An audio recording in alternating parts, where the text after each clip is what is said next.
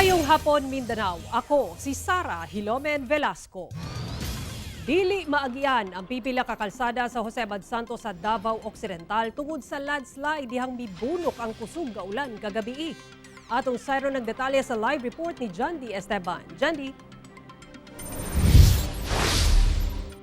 Sara, nagpagula sabno ang lokal nga panggamhanan sa Jose Abad Santos ug Abiso ngadto sa mga karsada nga dili pa maagian tungod sa landslide. Atong sayron.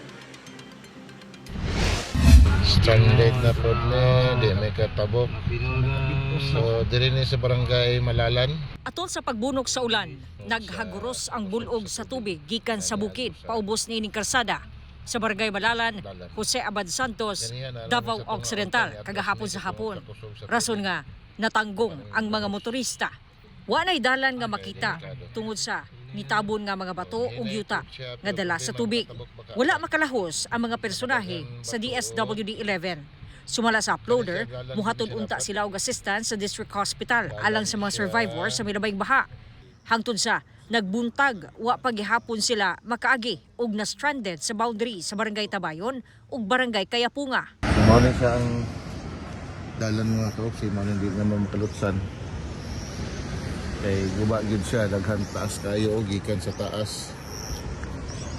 Hangtod diri sa ubos. Di gid siya magian.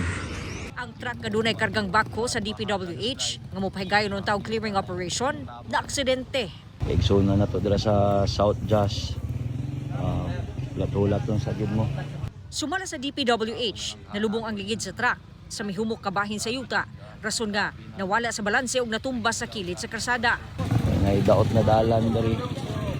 Bangag ng kalsada. So, nagpadaplin sa diri. Sa gungsod mang ulan diri sa tuang munisipyo.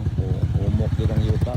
Ang lokal nga paggamhanan nagpagula og abiso tungod sa landslide. Dili pa maagian ang dalan sa boundary sa Barangay Kalbay ug Butuan, Sitio Lawis ug Sitio Proper sa Barangay Tabayon, Barangay Tanuman, Sitio Kituling ug Sitio Kisumbol sa Barangay Kayapunga ug Sitio Kibatang sa Barangay Sugal. Gawas sa Jose Abad Santos, grabe, gibaha usab ang pipila ka lugar sa Davao City.